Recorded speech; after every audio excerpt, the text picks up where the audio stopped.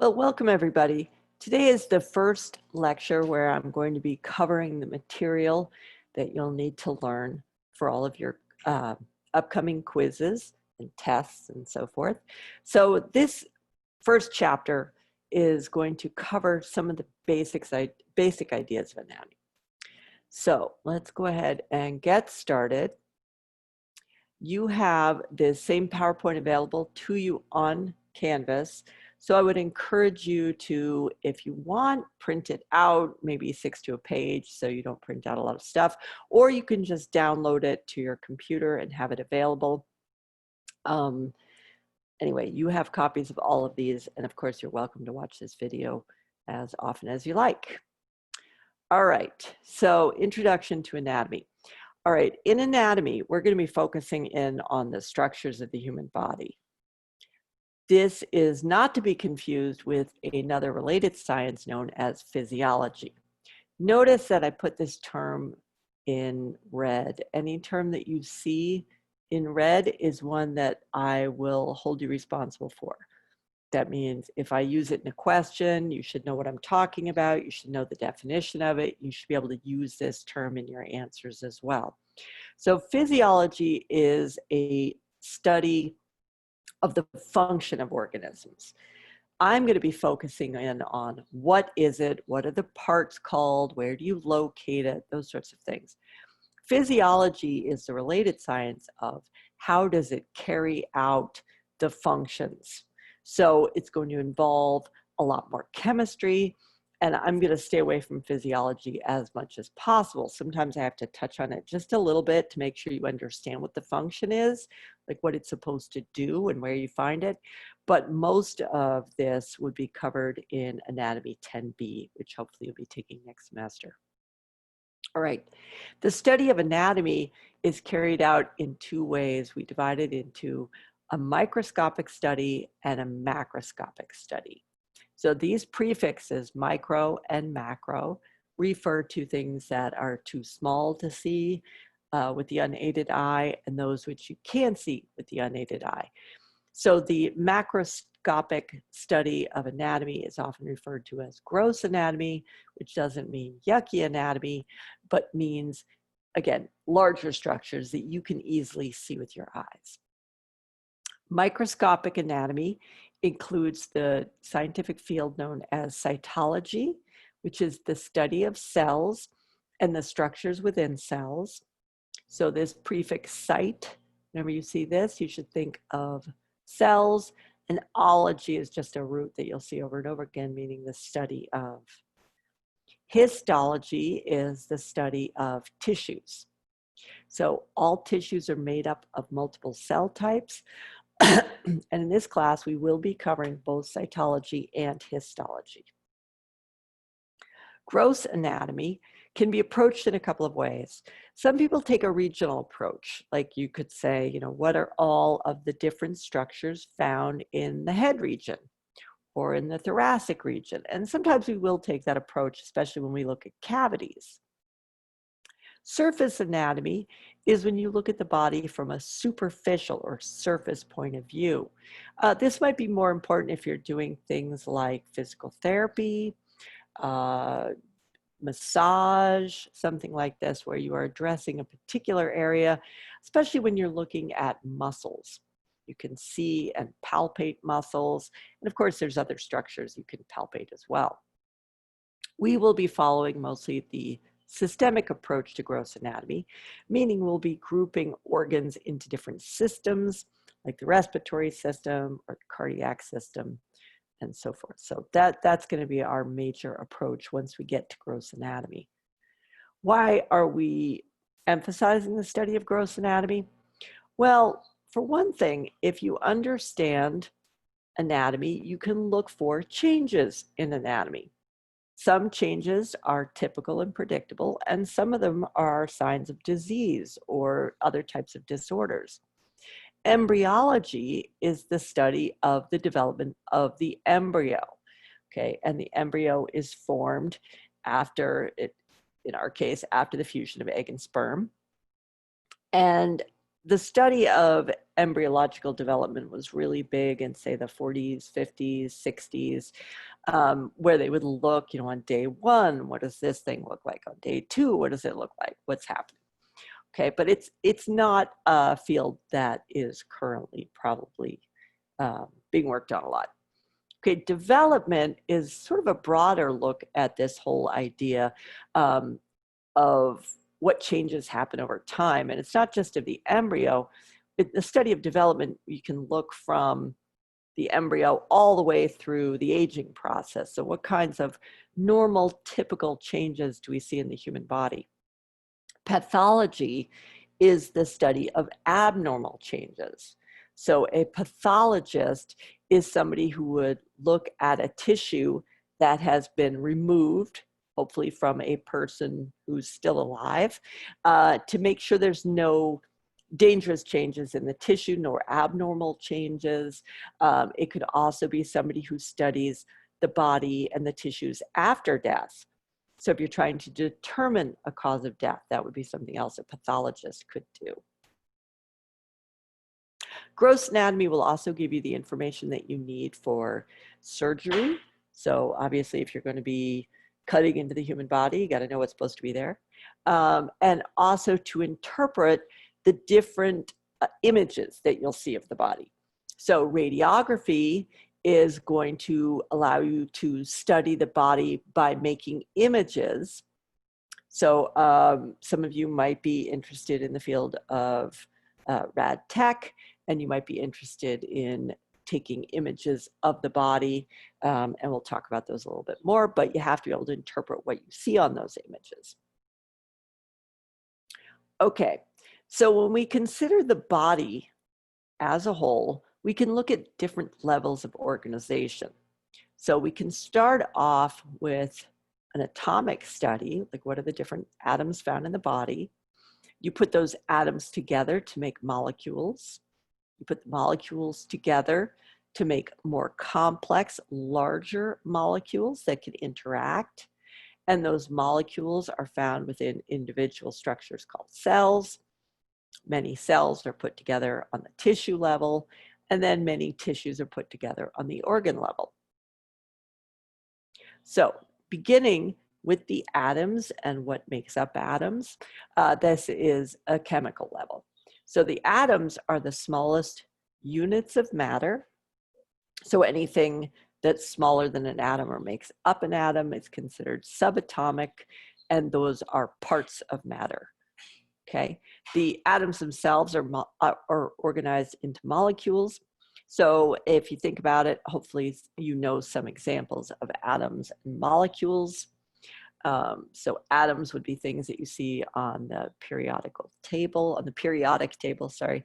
And those atoms are combined into molecules. So you might think of such things as hydrogen, oxygen, nitrogen, right? Those are all examples of different types of atoms.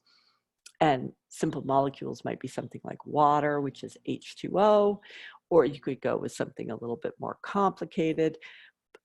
Proteins, right? Those are molecules, and they're all built up of carbons, hydrogens, oxygens, nitrogens, things like that. Okay, we'll do more on that later.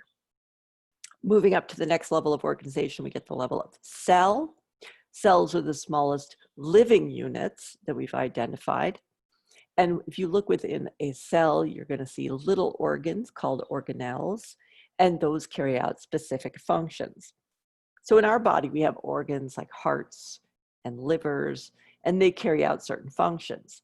So a cell, in order to survive, also has different structures that carry out different functions. So we'll be going over those organelles and reviewing their functions. And also it's important to keep in mind that the overall function of the living cell is related to its shape or form. So you might recognize this cell. Hopefully you're thinking neuron. If not, it looks kind of to me like a carrot. You've got this one long stalk here, and then a centralized area, and then these branches coming off. They look kind of like roots. But this is a neuron, and its function is to transport impulses from point A to point B. Okay, so you can think of it like a phone wire carrying information from one phone to another, something like that. So the function of this cell is reflected in its long centralized portion and its many little branches that come off of the cell. Now, that allows it to cover a great deal of distance. Now, if its function was something completely different, like lining the inside of your mouth to protect your circulatory system from invasive bacteria, things like that, then you would expect its form to be very different. And in fact, that's true. All right, moving on to the tissue level. I told you that tissues are composed of cells, and together these cells can carry out related functions. We've got 4 different tissue types, and we are going to be looking at all 4 of these tissue types and studying specific examples within these types. So we have the epithelial tissue, the connective tissue, muscle tissue, and nervous tissue. And that will be the focus of weeks 2 and 3 in lab. Okay, then you combine multiple types of tissues and you're going to use those to construct a single organ. So here we have an example of an organ. Here's a liver. And so this organ and every other organ has at least 2 different types of tissues. And depending on the organ, it can carry out complex multiple functions. Some organs like the liver have an enormous number of functions. Others, such as the heart, have fewer functions, but obviously just as important. Okay, when we talk about the organ system, an organ system is made up of multiple functions. And again, they carry out their particular job. Sorry, they're made up of multiple organs, I should say, to carry out particular functions that are often interrelated. So if you think about the respiratory system, for example, you might identify components such as the nose, your sinuses, the trachea, your lungs, your diaphragm, and they're all carrying out related functions having to do with moving gases and removing gases to be transported by the circulatory system, that kind of thing. Okay, but do keep in mind that even though we're going to outline these organ systems, many systems have overlap. So one organ can function in multiple organ systems, as we will see. All right, and because of that, it means that these organ systems are all interrelated. So that makes sense, obviously. So let's take a look here. The food you take in and break down in your digestive system is going to provide nutrients, which are transported by the circulatory system. Some of those nutrients will be broken down into waste products that need to be eliminated from the circulatory system via the urinary system. And some of those byproducts of breaking down are going to be gases such as CO2, and CO2 is going to be transported by the respiratory system to be exhaled, that sort of thing. So obviously, we use these systems just to help us to understand complexity, but no system should be considered as a standalone system. They're all interrelated. And so this gets to an important idea known as homeostasis. So in the organism, in us or any other organism, a lot of what the body is doing is trying to maintain a constant environment. So our bodies, we don't appreciate change. We function within some fairly narrow parameters. That means that we don't work very well if you change some of these environmental conditions. The most obvious one would be temperature, right? We don't do well in various temperatures, but we also don't do well if you change things like pH, the acidity of the blood. Okay, so the body works very hard to maintain a very constant pH in different locations of the body. And if that changes, then you might end up getting sick or having problems functioning or even dying. Okay, so let's start with this question. Now, normally these review questions are things that I would do with a live audience, so it's not as effective here. But I want you to think for a minute, why is the stomach considered an organ? but the digestive system is considered a system. So basically, I'm asking you to go back in your notes or stop for a second, pause the video, and think about what is the definition of an organ and what is the definition of a system. Okay, so you'll need to have that information. You'll need to know that information for your first exam. So the digestive system is considered to be a system because it consists of multiple organs. And you could say that an organ consists of multiple tissues. Okay, so it's kind of a hierarchical system. All right, now next thing I want to say, which is covered in chapter 1 in your textbook, and it's also covered in lab this first week, is that it will be necessary for you to learn all of the terms that I'm going to give you in the lab that relate to orientation of the body and locations in the body. Now, it's going to be a lot of terminology, and I've warned you in the lab video that you've just got to memorize a lot of words. These words typically derive from either the Latin or the Greek. So if you can sort of think about what are the roots, the prefixes, the suffixes, it can help you to learn the information a little bit faster. And I will try to emphasize that to you because I think it is helpful for learning. So you're going to need to focus not only on what the words mean, but also on how to spell them and how to pronounce them. Okay, so if you are having difficulty with pronunciation, there are some really useful pronunciation guides available online, but do make sure that you're getting the American pronunciation, not the British or Australian or Canadian or South African. You might end up with some odd pronunciations if you do that. Spelling is important. I do forgive spelling mistakes as long as the word is phonetically correct. So this will be important when you take your practical exams because you will have to be writing out the answers yourself or typing out the answers. And so just make sure that your answer consists of letters that make the right sound. But if you put one L instead of two, something like that, I'm not going to count that against you. But you do need to know how to spell these words in order to get full credit. All right, in terms of the body positions, a lot of this is repetitious and covers some of the materials that we're doing in lab already this week. But the reason I include it here in lecture is that in a normal lecture, some of you would have had lab before others, some of you would have learned the material before other people, and I just want to make sure that everybody is feels free to ask questions about this material if they don't understand it, and that you understand that you need to know this material both for lecture and lab. Again, it's more important when we're actually physically going to a lab, but sometimes people aren't sure, like, do I need to know this term for lab or lecture? Is something that I often am asked. And obviously you have to know them for both lecture and lab. There's only one grade awarded for this class, so you can't pass one without the other. So if I ask you to know a term, make sure that you are familiar with this term if you're preparing for either a lecture or a lab exam. Okay, so in lab this week, we're going over the planes, okay, and the regions of the body.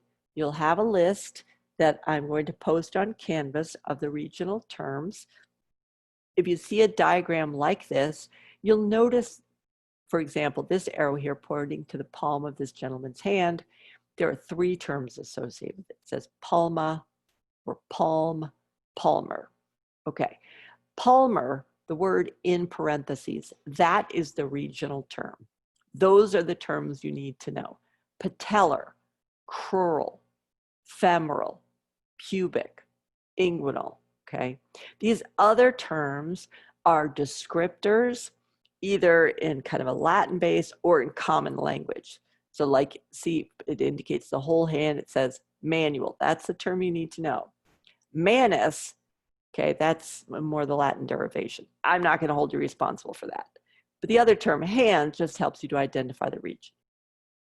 Okay, so you need to know both the anterior view from the front and the posterior view from the back. Okay, so quizzes. We are going to be having 2 types of quiz every single week. And that is because of the virtual class. Normally I wouldn't give this many quizzes, but it is going to be important to keep on top of the information. And I'm hoping that these weekly quizzes will encourage everybody to keep on top of this stuff. So quiz questions, the style of quiz question I'm asking doesn't really change. The lecture quizzes are going to be multiple choice, okay? And they're going to cover material that I've covered in lecture that week. Okay, so a question might be something like this: the blank region is the crook of the arm. Okay, so I might word it a little bit differently, because normally if I'm there in the lecture hall with you, I can point to the inside of my elbow. That's the crook of the arm. It's the place where they take blood if you've ever donated blood, or if you go to get blood taken for blood tests. Okay, so it's the inside of your elbow.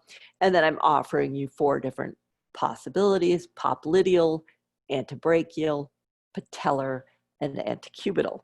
So when you learn those regions, you will go over these different ones. And so this type of quiz allows you to recognize the correct answer, which can be easier than coming up with the correct answer on your own.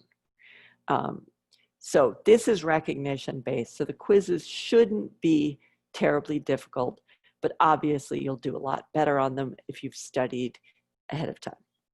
Okay, so in this case, it's the antecubital region. And as you progress in anatomy, it will get easier, because you'll see, for example, the antecubital vein is found in the antecubital region. There's going to be a lot of overlap. The patella, a bone, is found in the patellar region. Okay, we're going to see a portion of the femur that relates back to this term popliteal. So once you know the terms, they kind of pop up over and over again. So it's really important that you start with this basic terminology. Okay, the body cavities. This is also covered in the lab this week.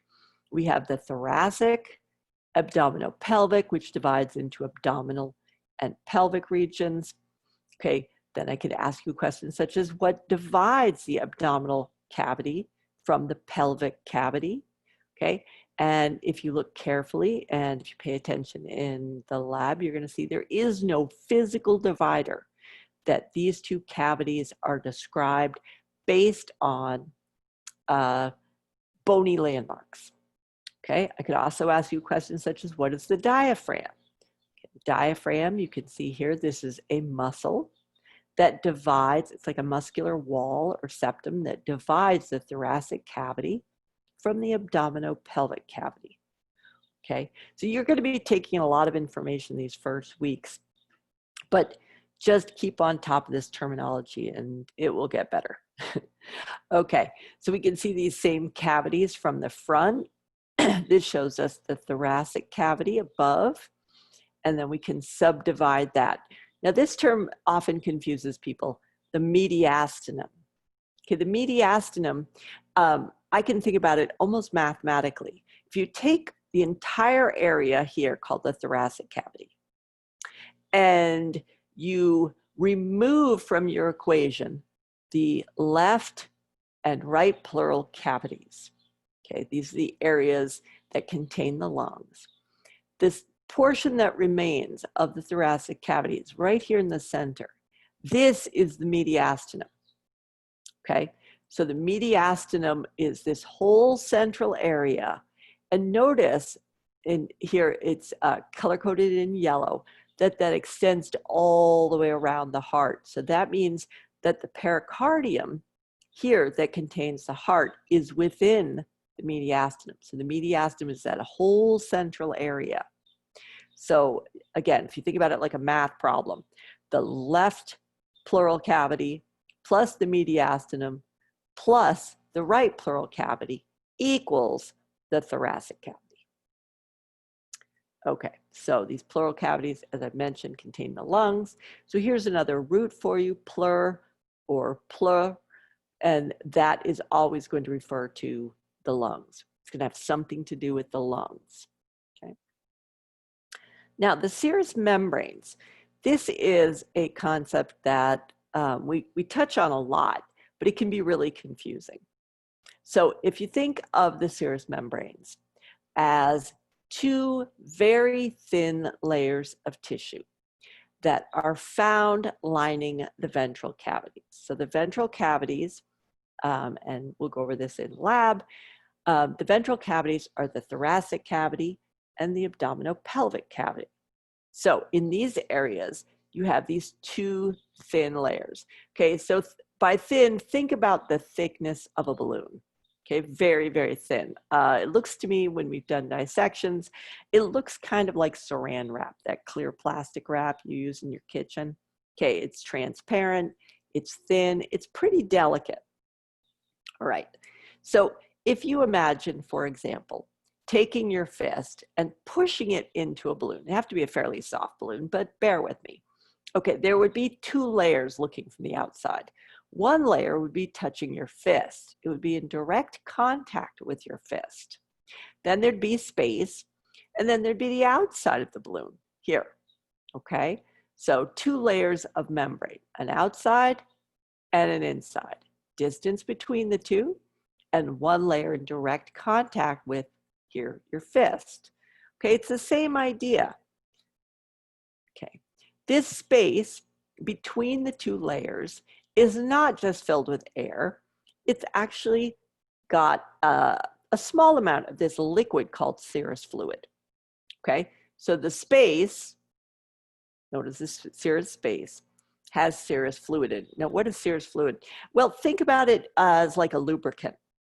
It's kind of like, I want you to imagine, or you can even go do this if you're somebody who likes to have an actual hands-on experience. If you take two layers of saran wrap from your kitchen and you put one layer on top of the other, okay, press them together. Now try to slide them past one another. Try to move the top layer relative to the bottom. It's going to be really hard. They're going to stick together, all right? Now, obviously, we don't want layers sticking together in the body, especially layers around the heart or around the lungs. Sticking together is a bad idea. It's going to interfere with the expansion and contraction of these organs. Now, go back to your two layers. You may not be able to peel them apart. They might be stuck together so well. But if you coat the first one with a thin layer of oil, okay, if you want to get fancy, take out your pastry brush, dip it into some vegetable oil, and paint a layer of oil onto saran wrap. Now put the second layer of saran wrap on it. If you try to move the top layer relative to the bottom, as long as you have that oil layer in there, they should slide past one another really easily. Okay, so that's what the serous fluid does. It stops the two layers of serous membrane from sticking together and allows for the organs to move freely in the cavities. All right? So what do we call these two layers of serous membrane? The layer that touches the organ, okay, that's the equivalent to this layer right here that I'm indicating with the arrow. That layer is called the visceral layer, okay? So viscera is a term that often is used to describe guts, but it's not just guts, it's an organ. Okay, so here, the heart, for example, this inner dark blue line that's touching the heart, that is the visceral serous membrane. Here, the layer that touches the lung, that is the visceral serous membrane.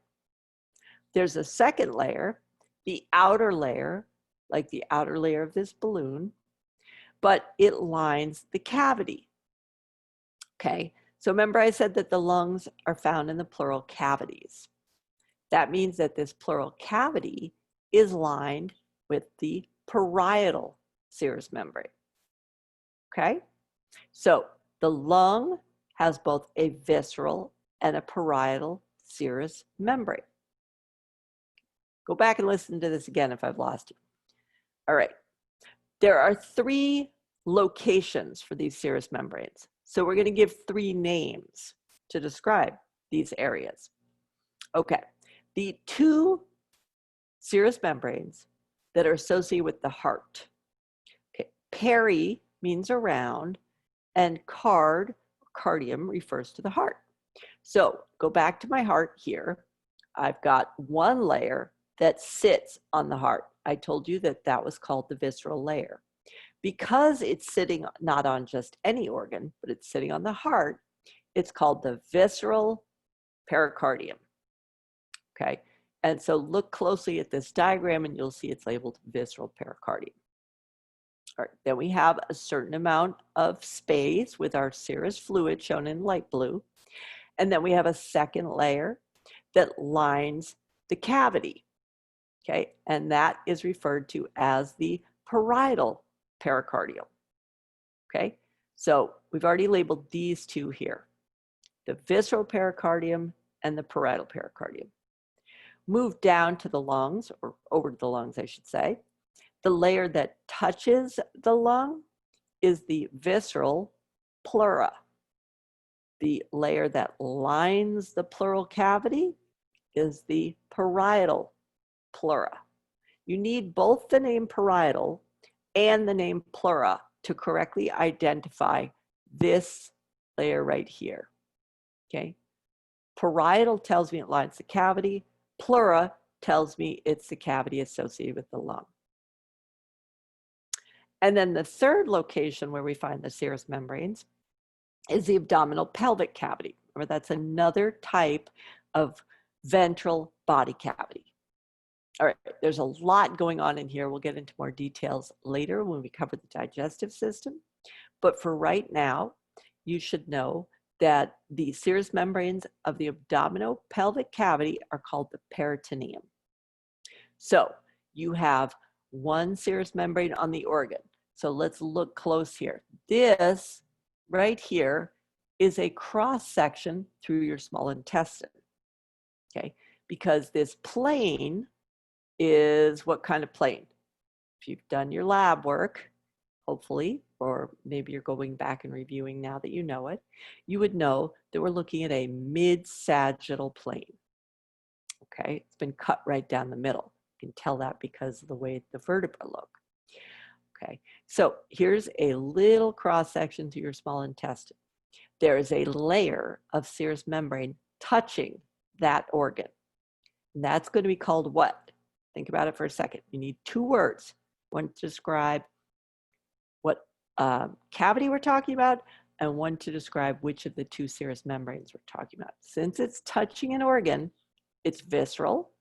And since it's in the abdominal pelvic cavity, it's visceral peritoneum.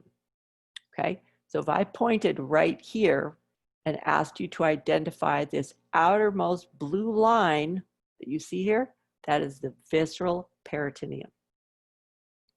If, on the other hand, I point to this layer here that lines the inside of the abdominal pelvic cavity, that would be the parietal peritoneum. Okay, so 6 different terms, really, 6 different locations to describe these different serous membranes. So think again about a very thin layer that looks kind of like saran wrap, either being pressed against the inside of the cavity, lining the cavity, kind of like wallpaper would line the inside of your room, or being directly on the organ, sticking right onto the organ surface. That would be visceral. All right, so let's go back to some easier stuff. Quadrants. Quadrants are used to describe the abdominal pelvic cavity. I'll go over this in more detail in the lab lecture, but notice that you have all 4 of these quadrants being divided up through the umbilicus or the belly button. So if you imagine drawing a line through your belly button, one line going up and down, another line going side to side, you would divide the abdominal pelvic cavity into 4 quadrants. And remember, we see right, it's always relative to the body in question. It's not your right as a viewer, it's the right of the patient. It's the right side of the patient. All right, we use these 9 regions, which I also am teaching you in the lab, to more finely divide up the abdominal pelvic cavity. What I want to do here is show you how looking at the words themselves can help you to figure out these terms. Okay, so we have hypochondriac, lumbar, iliac, epigastric, umbilical, and hypogastric. Okay, those are the 6 new terms. Now, umbilical is pretty easy. Everybody already knows what the belly button or umbilicus is. But these 5 other words, how do you remember them? Okay, let's look at hypochondriac. It's got the prefix, the beginning, hypo. The term hypo means below or lower. Okay. Now, chondra is a term that means cartilage. So if you look at this area, it's called the right below the cartilage. The cartilage is this stuff right here where I'm pointing with the arrow. This is all cartilage called costal cartilage, and it attaches your ribs to your sternum. So the name hypochondriac sounds really silly. You start thinking of somebody who claims to be sick when they're not, but that's not what this word means. It means that it's on the right-hand side of the body and it's just below the cartilage. Okay, so that's actually a fairly logical term. The term lumbar, which we'll see used over and over again, relates to the term loin, which means kind of this lower back region. Okay, so the right and left lower back region. And then iliac, this comes from the name for this bone here. Okay, this bone here, this part that you can feel if you push against your body, right about where your pants sit, right? You've got that bone that sort of sticks out a little bit. That bone is the ilium. Okay, so anything to do with the upper part of the hip bone is going to show this term iliac. Okay, so it's right around the hip bone. Okay, then the term epigastric. Epi is another important prefix we're going to see a lot, meaning on or upon or sometimes above. Okay, so if something is epi, okay, that gives you some idea of location. And then gastric means stomach. So this area right here is on the stomach. And if you were to dig around in this part of the abdomen, that's where the stomach is. Okay, so it's on the stomach. Then we got the belly button region. Now we can put this hypo, we learned, is below. Gastric is stomach, so this region is below the stomach. Okay, so I encourage you to learn these prefixes. And if you've had medical terminology, you're already off to a really good start because medical terminology is going to be very helpful in this class. But if not, go ahead and, add to your Quizlet or your flashcards these terms, and it will pay off in the long run for you.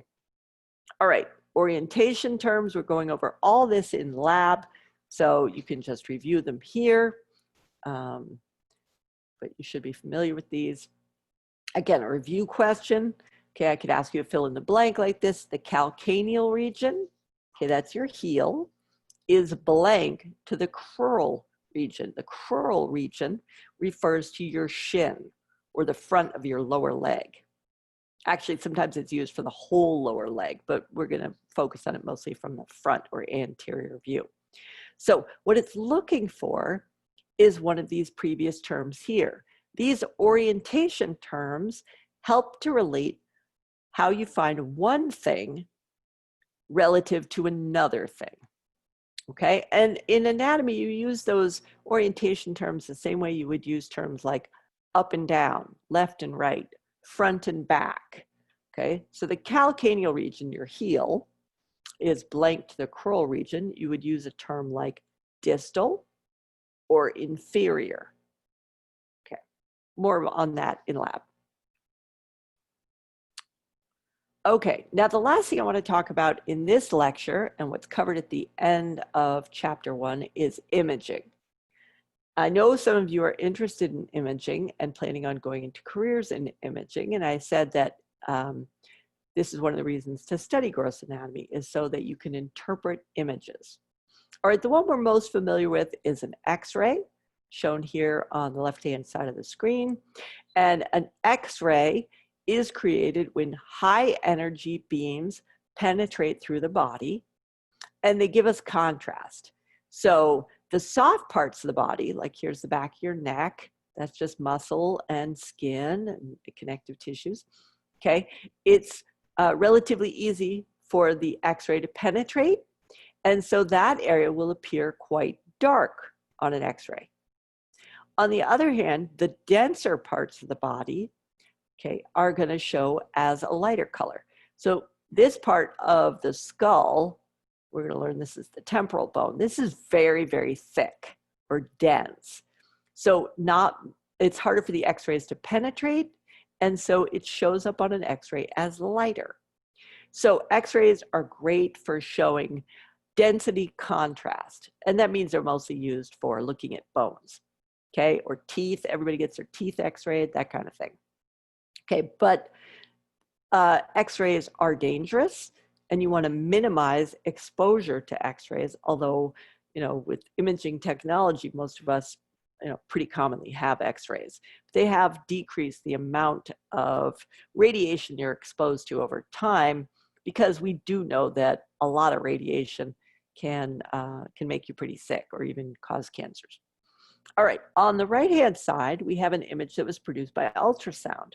So in this case, sound is going to penetrate usually through liquids, bounce off structures, and using a computer, we can interpret those waves and create a picture, okay? So this is pretty recognizably a fetus, a late-term fetus. You can see the mouth, the nose, the eyes. If anybody out there has ever had an ultrasound during pregnancy, you know that it is very rare to see anything that is that recognizable. Usually they're just showing you blobs and telling you that your child is a boy or a girl.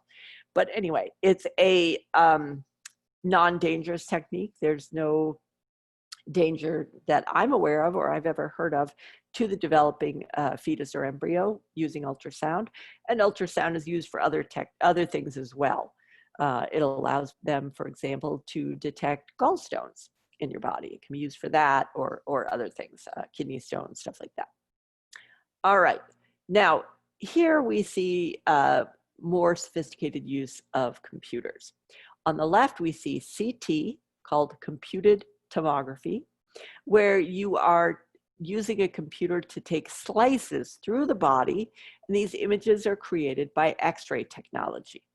Okay, so they are still quite effective for showing density contrast. So all of this in bright white, this is all going to be bone, and you can see, though, some soft tissues.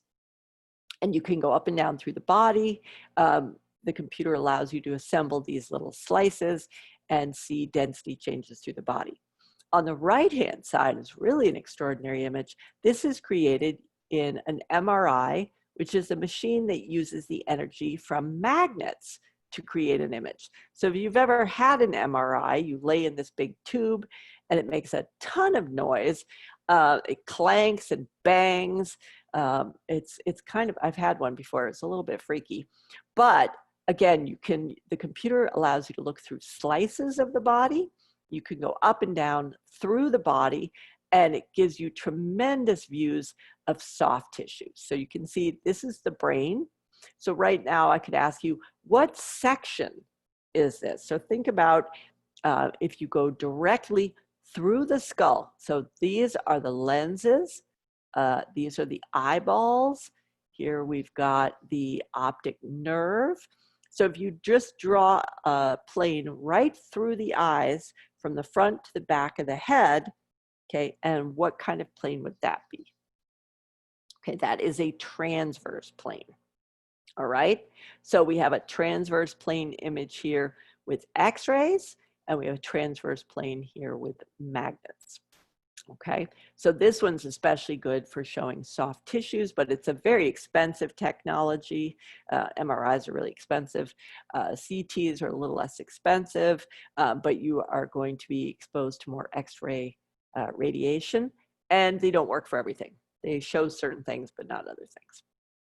All right, so here is an image created by a spiral computed tomography. So in this case, the image is taken by circling around the body. Okay, so it's not slices like we just saw. CT are slices. So This is a CT. Okay, a spiral CT. You're going to take the images from around the body and use the computer to remove unnecessary images. So what we can see now is a very detailed three-dimensional image of the heart. And what's really cool is that you can manipulate this. So you can turn the heart around and see from all different angles. So this is a really useful technology to get a view of basically what's going on inside the body. All right, so those are imaging techniques that show things that you're looking at, but sometimes we're interested more in flow, movement through the body. Okay, so this over here is called a barium contrast. And a barium contrast allows you to see the flow through the digestive system. So if you have a barium contrast done, they will have you drink something which coats the inside of the digestive system in such a way that X-rays cannot get through it. So a high density material. So what you get is the outline of the stomach right here. And you can also do this live action. So you can basically, as you're swallowing, they can be looking with an X-ray to watch the flow of the barium through the stomach. So you can use this to detect things like reflux. So reflux is when stomach contents go back up into the esophagus. And it has to do with this muscular opening here called a sphincter. So this allows us to see if there's some kind of block in the digestive system, reflux, a whole bunch of different conditions. All right, that's a barium contrast X-ray. And then over here, we see that similar technology can be used for imaging the circulatory system. So angiography involves injecting high density material into the circulatory system. And at the same time, you, again, use X-ray technology, and then the computer removes the unimportant higher density structures that block your view. So the computer can take out of consideration things like the bones that are in the way, allowing you only to image the flow through the blood vessels that you see here. Now, digital subtraction angiography is really important if you are looking for a block in the circulatory system. For example, before you insert a stent to treat symptoms of a heart attack, you would need to know what part of the blood flow to the heart is being occluded or blocked or reduced enough so that you're having a heart attack. All right? So that is everything that's covered in chapter 1, everything that I'll need you to be responsible for the exam. So how to study this material, there's a number of different ways to do it. And this, of course, has changed a little bit with us going virtually. But remember, any term in red, you have to be responsible for. You need to know how to spell it, say it, and define it. Okay, to learn these, one of the easiest low-cost methods is simply to make flashcards. You can go to Walmart or Target and buy yourself packets and packets of flashcards, really, really cheap. Okay, or you can do this on Quizlet. You can make your own Quizlet. But one of the advantages of flashcards is that when you sit down and actually write things down, you use your body and you engage your mind. And this actually helps you to form memories. So resist the urge to take somebody else's flashcards that, you know, they had the class before, or to buy expensive pre-made flashcards. I've seen those for sale. You're actually gonna learn more by making your own. So I encourage you to do that.